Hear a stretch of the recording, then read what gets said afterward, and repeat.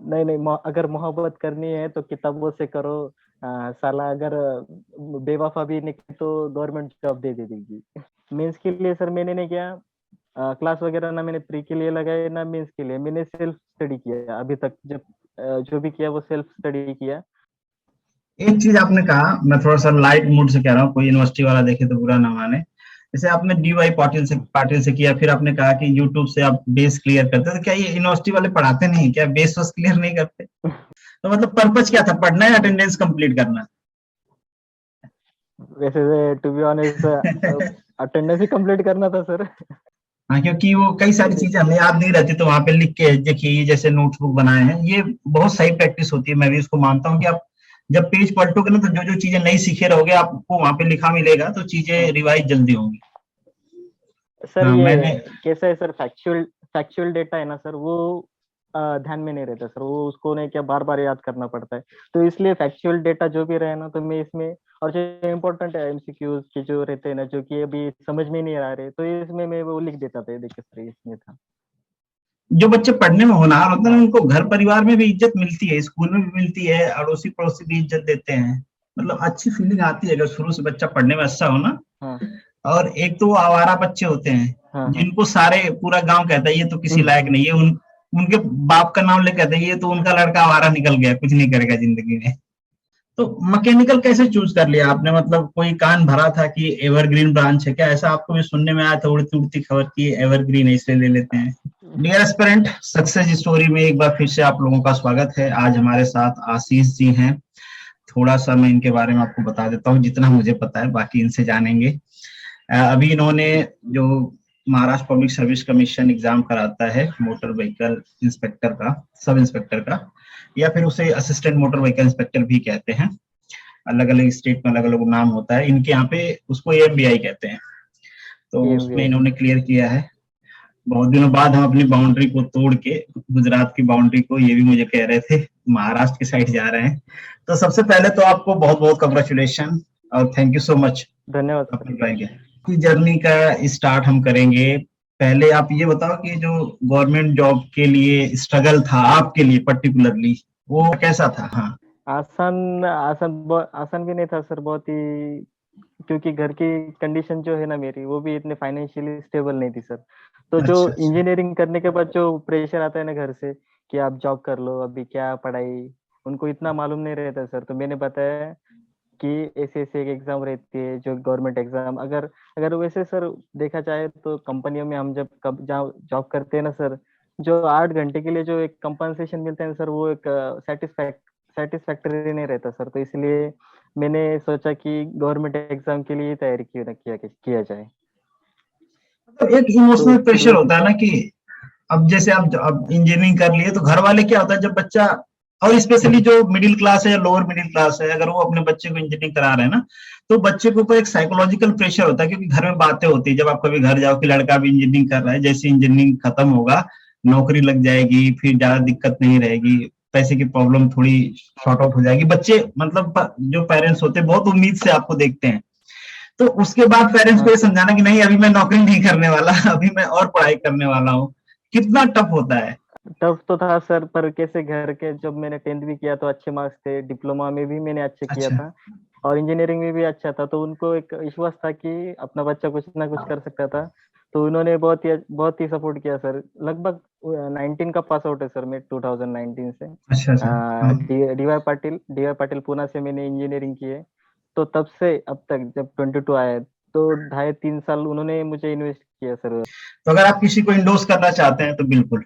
Sir मेरे specially मेरे पापा, जो उन्होंने ही ज्यादा सर मुझे मेरे में विश्वास दिखाया।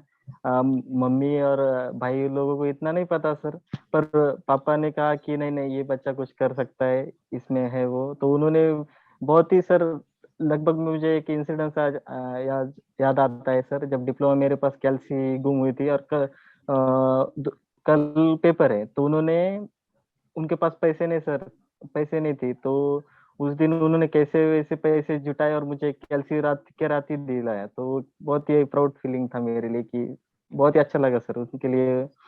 उनको ही मैं एक धन्यवाद कहना चाहूंगा सर।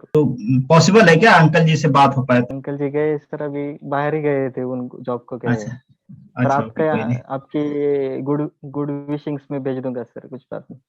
नहीं, मैं उन पेरेंट्स से जरूर बात करना चाहता हूँ। मेरी इच्छा होती है कई लोगों से, जो इससे पहले भी मैंने इंटरव्यू किया है, कि पेरेंट्स क्या सोचते हैं। जैसे हमारा ओपिनियन, आपका ओपिनियन तुम्हें पता चलता है, मगर एक पेरेंट्स के ऊपर भी तो प्रेशर रहता है। जब आपको पढ़ाते हैं, आपके ऊपर इन्वेस्ट करते हैं, ठीक है भरोसा है उनको, बट एक उनको तो लगता है कि अगर बच्चों को मैं पढ़ा रहा हूँ, क्या मालूम आगे सक्सीड कर पाएगा नहीं कर पाएगा, इतना पैसा मेरा लग गया, कहाँ से ला रहे हैं, उनके ऊपर क्या बीतती है। आप, और एक अगर सर मैं ये, बताना चाहूंगा सर। हाँ हाँ हाँ, बिल्कुल हाँ, बिल्कुल।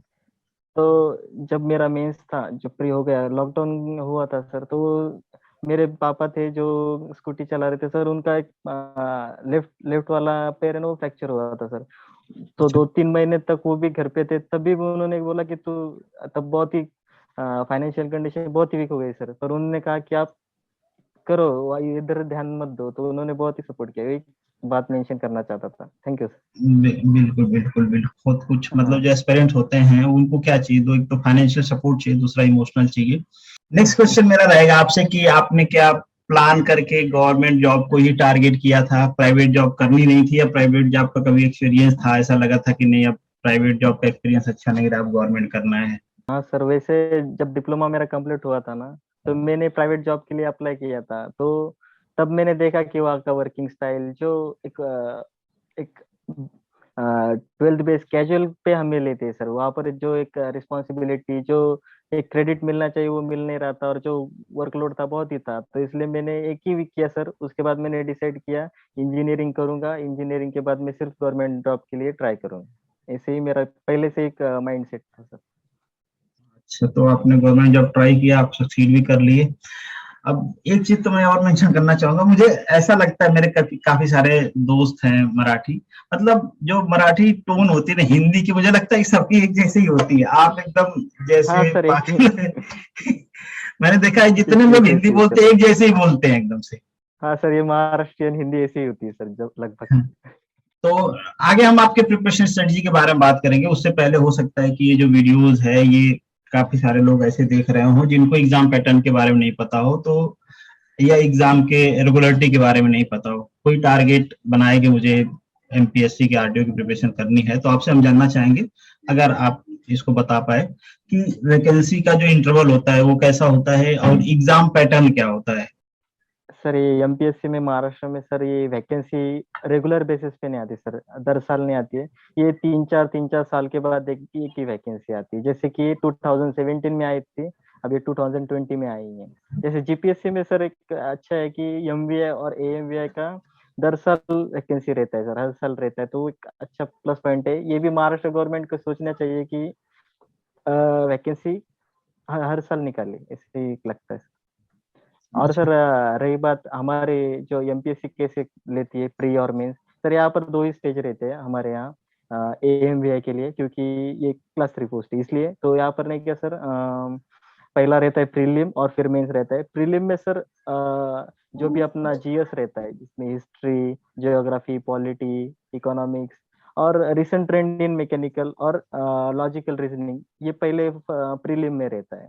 और सर उसके बाद मेंस में पूरा टेक्निकल रहता है, जो मैकेनिकल रिलेटेड रहता है। इसमें theory of machine, fluid mechanics, hydraulic machinery, thermodynamics, ये सब्जेक्ट्स रहते हैं सर। और जो मेरिट बनती है उसमें दोनों के मार्क्स इंक्लूड होते हैं या केवल मेंस का होता है?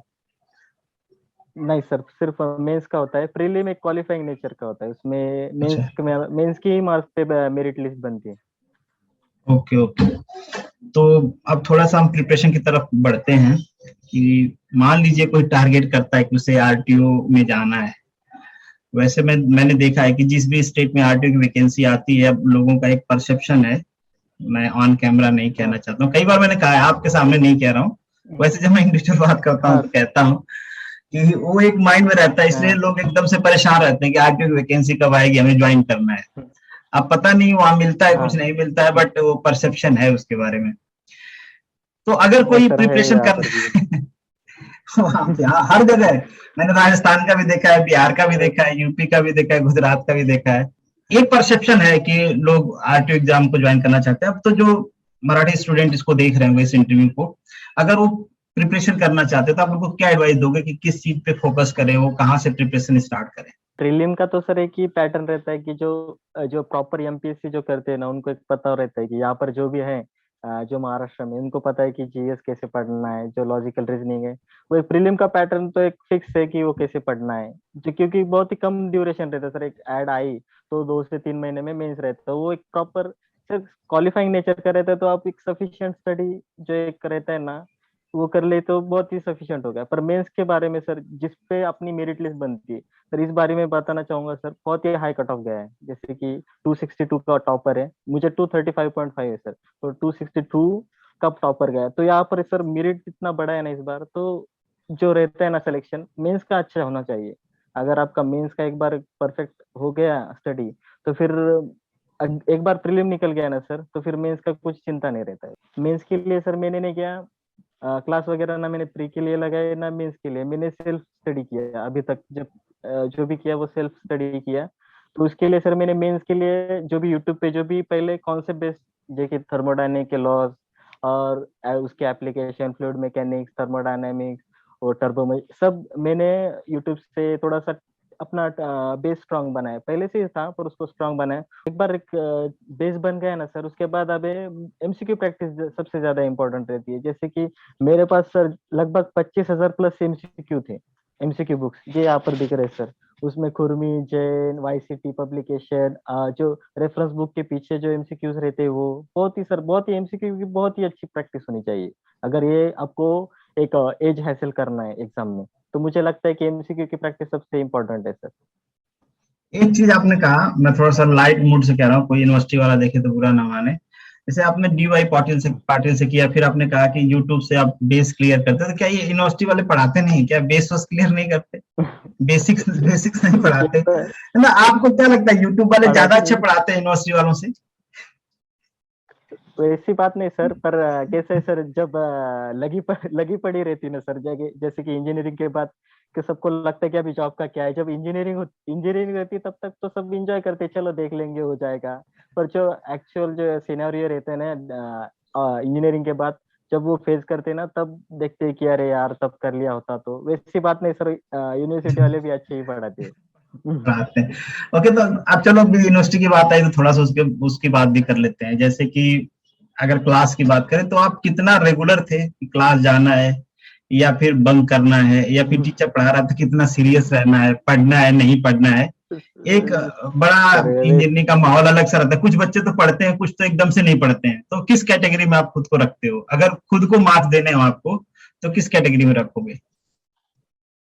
सर मैं तो वैसे टू बी ऑनेस्ट में जाता नहीं था सर कॉलेज में ज्यादातर। अच्छे प्रिपरेशन नहीं तो अंकल जी कुछ देख ना लो, कुछ रहता देख लो, देख लो, आप मेहनत से पढ़ाए हो, फूल फूल रहे, कह रहे हैं कि कॉलेज ही नहीं जाते थे। नहीं सर, कॉलेज तो करता था, पर सर वो फिर अभी रहता पलटी ही नहीं मार सर रहे हो कि उतना कॉलेज मेहनत। का। पहले आपने सही बोला कि आप कॉलेज जाते ही नहीं थे। नहीं सर वो बात है, पर जो अटेंडेंस का इश्यू रहता था ना, तो उसके लिए मैं मैनेज अच्छा कर लेता था, उतना मैनेज सपोर्टिव थे। अच्छा, तो मतलब पर्पज क्या था, पढ़ना है अटेंडेंस कंप्लीट करना? वैसे टू बी ऑनेस्ट अटेंडेंस ही कंप्लीट करना था सर। पर जो करिकुलर एक्टिविटीज रहती है ना, तो वो भी कंप्लीट करता था, वैसी बात नहीं। ये अराउंड अराउंड ये सबका ऐसा ही हाल होता है इंजीनियरिंग में। मैं इसलिए कह रहा हूँ क्योंकि कई सारे बच्चे, हाँ जैसे कल एक बच्चा ने कमेंट किया था कि सर आप जिनका इंटरव्यू लेते हो, क्या ये लोग मतलब स्कूल टॉपर थे, या डिप्लोमा किया तो डिप्लोमा टॉपर थे, या फिर इंजीनियरिंग किया तो क्या इंजीनियरिंग टॉपर्स थे ये लोग जो सेलेक्ट हुए होते हैं, ये जो रैंक लाते हैं? हम्म, तो ऐसे क्वेश्चन पूछने का मेरा पर्पज बस इतना ही होता है कि जो ऐसा सोच रहे हैं उनको ये समझना चाहिए कि सारे लोग आप जैसे ही हैं।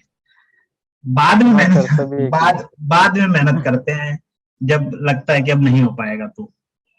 है। सर मेहनत के बारे में बता, सब 19 को मेरी पास आउट हुई इंजीनियरिंग, सब तब से मैंने सोशल मीडिया का लगभग मैंने अनइंस्टॉल कर दिया। व्हाट्सएप, फेसबुक, इंस्टाग्राम, सिर्फ एक ही था मेरा, जो टेलीग्राम था ना वही चालू था, क्योंकि वहां से एमसीक्यू देखना पड़ता था वैसे की। इसलिए सर मुझे लगता है कि अगर आप एक पर्टिकुलर एग्जाम की प्रिपरेशन कर रहे हैं या कौन से गवर्नमेंट जॉब की, तो आप सोशल मीडिया से जितनी हो सके उतना दूर रहिए। और अगर मैं जैसे बेनिफिट्स होते हैं। प्रीलिम और मेंस एग्जाम के लिए कोई स्पेसिफिक बुक आप रिकमेंड करना चाहोगे जिसको आपने पढ़ा था तो आपको लगा था कि मतलब इस बुक से थियरी अच्छी थी या फिर एमसीक्यू अच्छा था इस बुक में, या फिर एक्सप्लेनेशन अच्छा था, ये करना चाहिए? सर एक महाराष्ट्र में प्रीलिम के लिए अगर हमने एक रहता है बुक तात्याचा ठोकळा म्हणून, अगर वो रिकमेंड किया मैंने प्रीलिम के लिए तो एक सफिशिएंट है। अगर और मेंस के लिए तो आप अगर अच्छे मार्क्स और अपना बेस स्ट्रॉन्ग करने के लिए एक रेफरेंस बुक एक बार पढ़ लीजिए। उसके बाद एमसीक्यू के लिए आर एस खुरमी एक बुक है, उसके बाद आर के जैन है। वाईसीटी पब्लिकेशंस के लिए जेई के लिए और एई के लिए दोनों के लिए बुक्स एमसीक्यू बुक्स है, जिसमें लगभग मैं वाईसीटी रिकमेंड करना चाहूंगा सर, वो भी एक अच्छी बुक्स है। उसके बाद रेफरेंस बुक के नीचे जो एमसीक्यू रहते ना, मैंने क्या किया था सर, लगभग सारे बुक के एमसीक्यू बुक एक कंपाइल फाइल बनाई थी और उसका एक बाइंडिंग करके मैंने वो भी एक रिवाइज किया था। तो मैं वही बना, और एक हैंडबुक था सर मेडिजी का दिखाइए तो दिखाइए, आप उससे मुझे एक मैं बार नोट्स दिखाए बनाता थे था आप मैं। वो उनको भी दिखाइए आपने हाँ कैसे सर, नोट्स बनाए हैंडबुक हैंडबुक पे। ये भी एक सही हाँ प्रैक्टिस होता है कि हैंडबुक आप पे भूलो ये ना चीजों को। हाँ, ये पूरा फट गया सर, ये पूरा एक दिन हाँ, लगभग 1.5 साल के लिए मैंने इस पे नोट्स बनाए थे, मैं एक दिखाता हूँ सर आपको। हाँ, क्योंकि वो कई ये सारी चीजें हमें याद नहीं रहती, तो वहां पे लिख के देखिए, ये जैसे नोटबुक बनाए हैं, ये बहुत सही प्रैक्टिस होती है। मैं भी इसको मानता हूँ कि आप जब पेज पलटोगे ना, तो जो जो चीजें नहीं सीखे रहोगे आपको वहां पे लिखा मिलेगा, तो चीजें हाँ रिवाइज जल्दी होंगी। सर, हाँ, ये मैंने कैसा है सर, फैक्चुअल फैक्चुअल डेटा है ना सर, वो ध्यान में नहीं रहता सर, वो उसको नहीं क्या बार बार याद करना पड़ता है। तो इसलिए फैक्चुअल डेटा जो भी रहे ना, तो मैं इसमें, और जो इम्पोर्टेंट है एमसीक्यूज के जो रहते हैं ना, जो कि अभी समझ में नहीं आ रहे, तो इसमें मैं वो लिख देता था, ये देखिए सर इसमें था। और इसको आप एज ऐसा था। रिवीजन के लिए यूज करते हो आप? हाँ रिवीजन सर, लगभग ये बुक मैंने इतने प्रैक्टिस कर ली थी सर कि एक दिन में पूरा बुक 8 घंटे में पूरा बुक मेरा एक बाय हार्ट हो जाता था इसमें करके। अच्छा, चलिए अब एग्जाम के बारे में थोड़ा सा हमने डिस्कशन कर लिया, बट अभी के बारे में बताएं, ताकि बाद में जो लोग देख रहे हो उनको थोड़ा सा आइडिया होगा कि कंपटीशन लेवल क्या होता है, कितने बच्चे अपीयर होते हैं, कितना मार्क्स का वो टारगेट बनाए। तो एक तरह से ये रहता है, माइंड सेट रहता है कि हमको इतना तक तो पहुंचना है, तो थोड़ा सा प्रिपरेशन भी सीरियसली होती है। सर अभी प्रीलिम जो एमवीआई का एग्जाम था एमपीएससी के थ्रू, इसके लिए लगभग 1 लाख ये आए थे एप्लीकेंट्स। तो उसमें से अच्छा, सर 80,000 1 लाख? लोगों ने, हाँ सर 1 लाख, क्योंकि अच्छा, सर ये ये एग्जाम एमपीएससी मैकेनिकल से, मैकेनिकल और ये डिप्लोमा दो, अरे मैकेनिकल और ऑटोमोबाइल दोनों के लिए होती है? हाँ इंजीनियरिंग और डिप्लोमा दोनों दे सकते हैं, और उसके साथ अलाइड ब्रांचेस जो रहती है ना, प्रोडक्शन इंजीनियरिंग और मैन्युफैक्चरिंग इंजीनियरिंग, वो भी ऑटोमोबाइल इंजीनियरिंग, ये सभी एग्जाम दे सकते हैं। अच्छा अच्छा, इसीलिए। तो लगभग सर एक, मुझे मुझे वो नंबर भी याद है, 97 के एप्लीकेशन आए थे एमपीएससी को, एक ये इसी एग्जाम के लिए 2020 के। तो उसमें ओके सर ओके। 80,000 लोगों ने प्री दी, जो 15 मार्च 2020 को थी। तो उसमें से सर मेंस को लगभग 5,000 मेंस को आए, और उसके बाद 5,000 में से 240 की वैकेंसी थी, तो 240 सेलेक्ट करने थे उनको। तो उसमें से सर मेरा 42 रैंक आया सर उसमें, और एससी कैटेगरी में सेकंड रैंक है सर। और जैसे ये मैं कहूँ आपको कि ये जो आपने अभी बताया कि 97K के बाद ये सीधे 5,000 से लेके, तो क्या आपके एडवर्टीजमेंट में ऐसा कोई क्राइटेरिया मेंशन होता है क्या कि मेंस एग्जाम के लिए इतने टाइम ही सिलेक्ट करेंगे, वैकेंसी के 10 टाइम 5 टाइम, ऐसा कुछ क्राइटेरिया है या फिर रैंडम ही होता है ये? हाँ सर, हाँ नहीं सर, रैंडम नहीं रहता है, उसका एक एमपीएससी का रूल रहता है कि 12 to 15 टाइम्स ऑफ वैकेंसी वो मेंस के लिए लेते हैं सर। नेक्स्ट अभी सर, अभी डिपार्टमेंट का भी कुछ प्रोसेसेस ऑनलाइन हो गए, तो फिर अभी पर आएगी सर वो बच्चे के लिए जो अभी सेलेक्ट नहीं हुआ अच्छा, सर अभी, क्योंकि नितिन गडकरी साहब आपके स्टेट से ही हैं। कल मैं उनका स्पीच सुन रहा था कि आरटीओ वाले बहुत नाराज हैं उनसे। कह रहे थे कि मैंने कुछ चीजों को ऑनलाइन कर दिया है, जिससे आरटीओ वालों की कमाई बंद हो गई है, तो वो मुझसे बहुत खफा चल रहे हैं।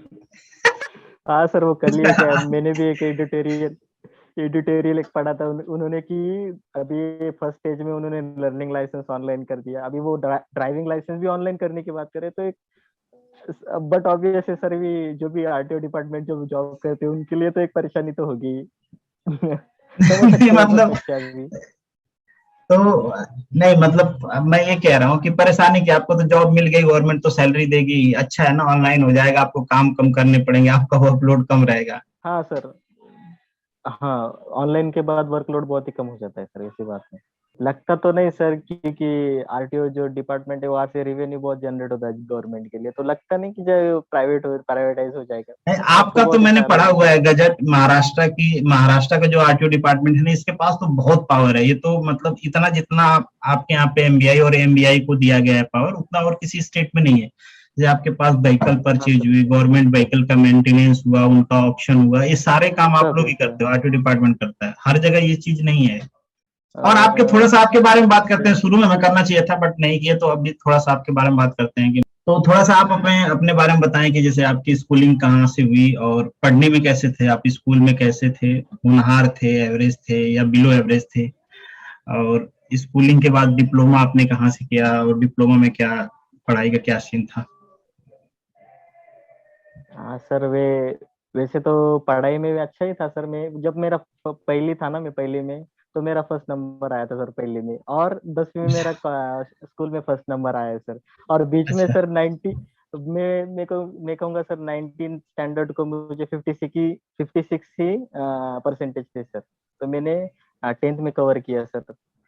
तो भाई, आजू बाजू के जो लोग, पड़ोस के लोग थे, तो वो बोल रहे थे कि ये तो क्रिकेट खेलने जाता था एक दिन पहले, जो मेरे बोर्ड के एग्जाम थे, तो इसको कैसे किए ऐसे, इतने परसेंटेज कैसे गिरे, ऐसे तो बोल रहे थे सर। जो बच्चे पढ़ने में होनहार होते हैं हाँ उनको घर परिवार में भी इज्जत मिलती है, स्कूल में भी मिलती है, अड़ोसी पड़ोसी भी इज्जत देते हैं।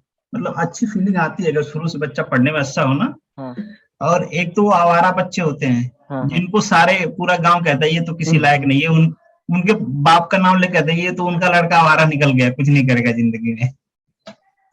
तो हाँ अच्छे परसेंटेज वो बात है लाने का सर। एक अच्छे परसेंटेज लाने का एक फायदा तो होता है, अप्रिसिएशन तो मिलता है गाँव।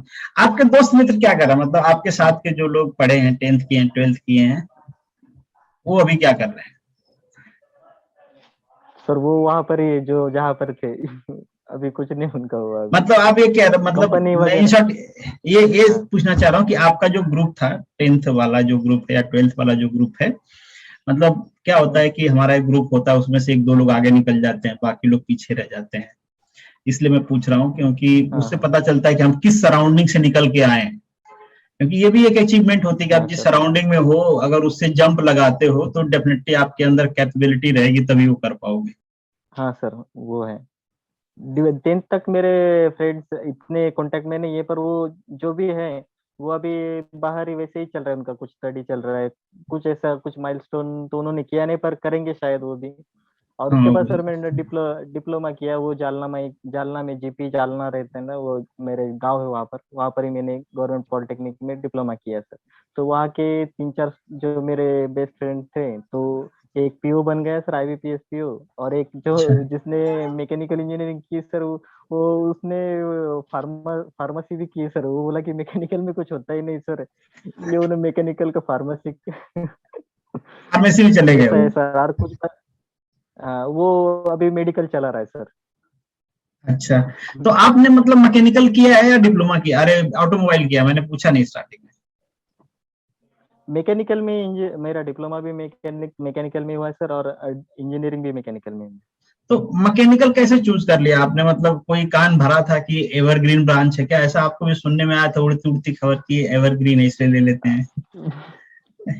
हाँ सर, वो एक्चुअली सर मेरे पापा, उनके फ्रेंड्स वगैरह थे, तो उन्होंने ही कहा था सर कि मैकेनिकल को बहुत स्कोप है, मैकेनिकल को बहुत स्कोप है। सभी वहाँ पर जब 2013-14 की बात है सर, वहाँ पर मैकेनिकल का था सर थोड़ा स्कोप वगैरह। तो वहां पर सर वो बोल रहे थे कि इसको बहुत, मैकेनिकल ब्रांच को बहुत स्कोप है वगैरह, तो इसलिए मैकेनिकल में चले गए सर। तो जब मैकेनिकल ले लिया और जब डिग्री पूरा हो गई तो फिर जाके आप बोले नहीं वो अंकल जी लोग से कि आप लोग आपने फंसा दिया हमको मैकेनिकल दिलवा के, हमारे साथ वाले सॉफ्टवेयर वाले पैकेज ले रहे हैं और मैं यहाँ पे नौकरी ढूंढ रहा हूँ। हाँ ना सर, मैंने बोला तो था, पर वो बोले कि उस वहां पर 2013 को तो थी वे स्कोप, अभी नहीं, तो हम क्या करें, वो भी बोले थे ना। अच्छा, अभी पर नहीं बहुत सर, सारे लोग ये। अच्छा ही हाँ। अच्छा ही हुआ सर कि मैकेनिकल ही ली, क्योंकि जो आरटी इंस्पेक्टर जो हमारे यहाँ पर है, कहाँ पर भी वो मैकेनिकल ब्रांच में ही दे सकते हैं। और मुझे लगता है कि सर ये टॉप मोस्ट पोस्ट है मैकेनिकल, क्योंकि यार सर वर्दी मिलती है ना, 2 स्टार भी मिलते हैं, तो ऐसी पोस्ट मिलना लगभग बहुत ही डिफिकल्ट रहती है। तो बहुत ही अच्छा लगा कि उन्होंने उस टाइम वो डिसीजन लिया। हाँ मतलब आपके लिए तो अच्छा रहा क्योंकि आपका सिलेक्शन हो गया एमबीआई में। हाँ अब जिन मैकेनिकल इंजीनियर का नहीं हुआ है वो एवरग्रीन सोच के गए होंगे, जो जॉब ढूंढ रहे होंगे, उनको उनसे पूछो आपके कितना मजा आईटी। आ रहा है मैकेनिकल लेके। नहीं सर, वो आईटी में ही लगभग मेरा जो भी फ्रेंड सर्कल में जो भी है, जो आईटी आईटी में ही है सब लगभग सब, क्योंकि तो मैकेनिकल में डीवाई तो जॉब वैकेंसी आप हाँ, वैकेंसी नहीं थी सर, नहीं है वहां पर। बोलिए सर। डीवाई पाटिल का एनवायरनमेंट कैसा है एज ए कॉलेज? इसलिए बात कर रहा हूँ कि मान लीजिए किसी को इंजीनियरिंग करने जाना है तो क्या उसको डीवाई पाटिल में जाना चाहिए? वैसे तो सर कॉलेज का इतना रोल रहता नहीं है, मगर आपको गवर्नमेंट जॉब के लिए ट्राई करना है तो, क्योंकि उसको एक स्पेसिफिक लोकेशन जैसे कि लाइब्रेरी आपको खुद को पढ़ना पड़ता है सर, तो मुझे मैं रिकमेंड करूंगा कि नहीं जाना चाहिए सर। एडमिशन डाल दो पर आप एग्जाम के लिए प्रिपेयर करो, ऐसे कहना चाहूंगा।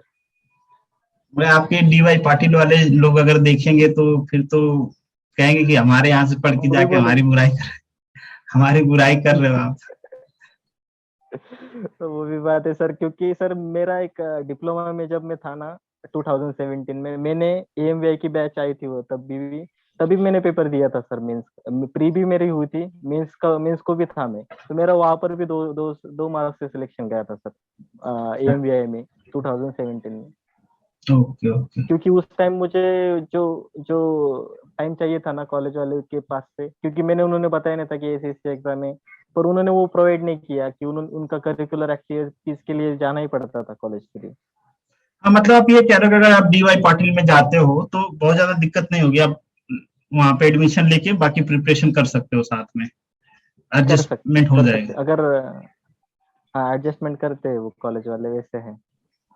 तो आशीष हमारा लास्ट क्वेश्चन है, मतलब ये मैं जनरली सबसे पूछता हूँ क्योंकि सबका अपना एक्सपीरियंस, अपना एक्सपर्टीज होता है, सबका अपना ओपिनियन होता है, और सबका अपना जो प्रिपरेशन करने का स्ट्रगल होता है, तो सबकी अपनी लर्निंग होती है। हाँ तो आप अपने हाँ सर। स्ट्रगल, अपने लर्निंग के हिसाब से जो एस्पिरेंट हैं, चाहे वो आपके एमपीएससी के एस्पिरेंट हो, जीपीएससी के हो, मे बी आपको आरपीएससी वाले भी देखें, दूसरे स्टेट वाले भी देखें, तो इन शॉर्ट की जो प्रिपरेशन की हमारी जर्नी होती है उसमें आप कुछ एडवाइज करें, क्या करना चाहिए, क्या नहीं करना चाहिए, किन बातों को ध्यान में रखना चाहिए प्रिपरेशन करते टाइम, किस तरीके से हम इफेक्टिवली प्रिपेयर कर सकते हैं गवर्नमेंट एग्जाम के लिए। और आप देखिए रहो कि डे बाय डे जो गवर्नमेंट जॉब होती हैं वो कम होती जा रही है, तो मतलब डेफिनेटली कंपटीशन बढ़ने वाला है। तो आप क्या एडवाइस करना तो चाहेंगे जो फ्यूचर एस्पिरेंट्स हैं उनके लिए? मैं सभी एस्पिरेंट से एक ही एक अपील करना चाहूंगा सर, कि जो भी आप पढ़ रहे हो ना, आप पहले तो ठान लो कि हमें करना ही है। तो ठान ली तो जीत है, वैसे ही सर आप ठान लो और अपना एक सिलेबस बनाओ, एक स्ट्रेटेजी बनाओ, और एक नैरो माइंडेड हो जाओ सर। जितना अभी आप सोशल मीडिया से दूर रहोगे, कि जितना आप अपने सिलेबस से, जो भी अपने एग्जाम के लिए एग्जाम को प्यार करोगे ना, तो उतना ही आपको उससे प्यार मिलेगा, और उससे क्या होगा कि आपका रिजल्ट आएगा।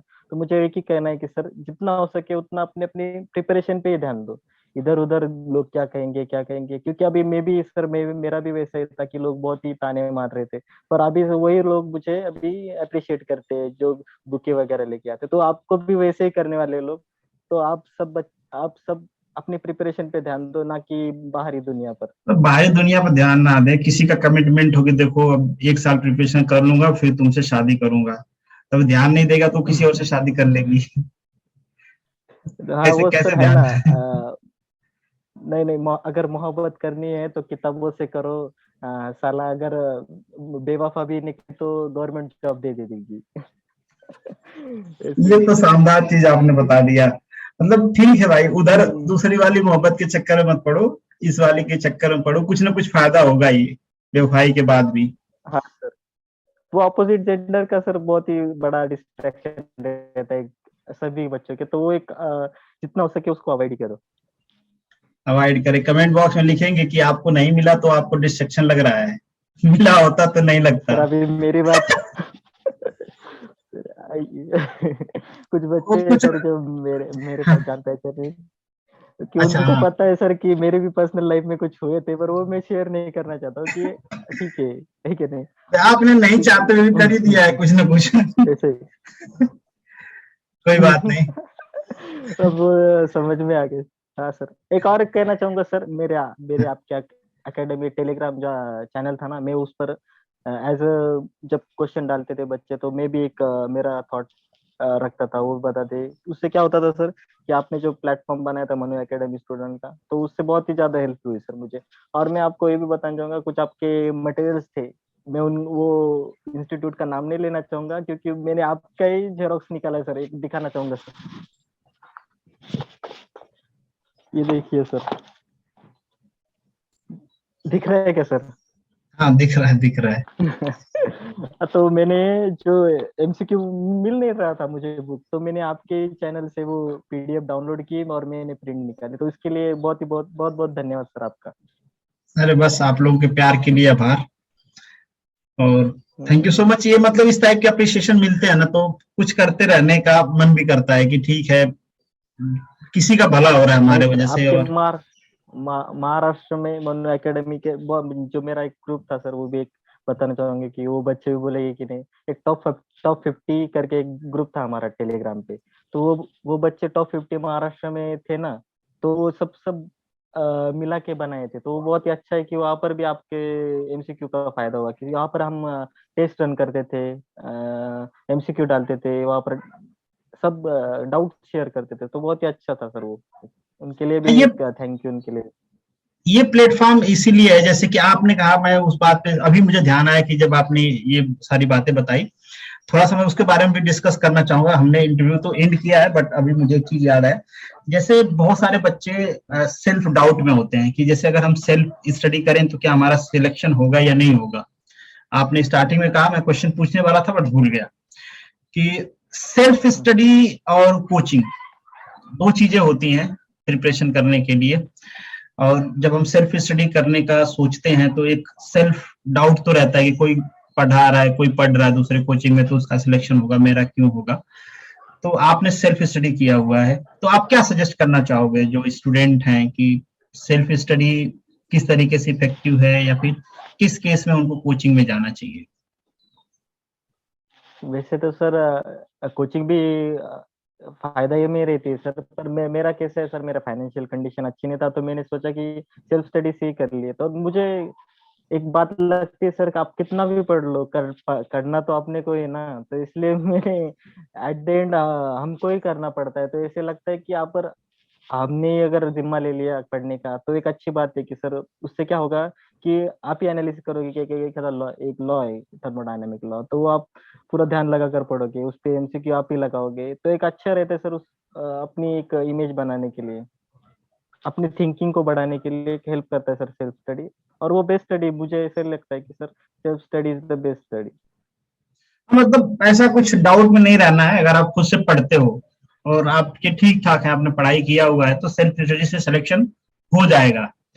हो ये जाता नहीं है। कि कोचिंग करना ही पड़ेगा सिलेक्शन के लिए, ऐसा कुछ क्राइटेरिया नहीं है। नहीं सर। अच्छा सर, और एक बार सर मैं एक दरख्वास्त करना चाहता हूँ आपके लिए कि आप महाराष्ट्र बच्चों के लिए भी आप एक अपना चैनल को ग्रो कीजिए, क्योंकि आपके यहाँ पर भी फॉलोअर्स बहुत है, तो यहाँ पर भी ध्यान एग्जैक्ट। दीजिए हमारी तरफ भी।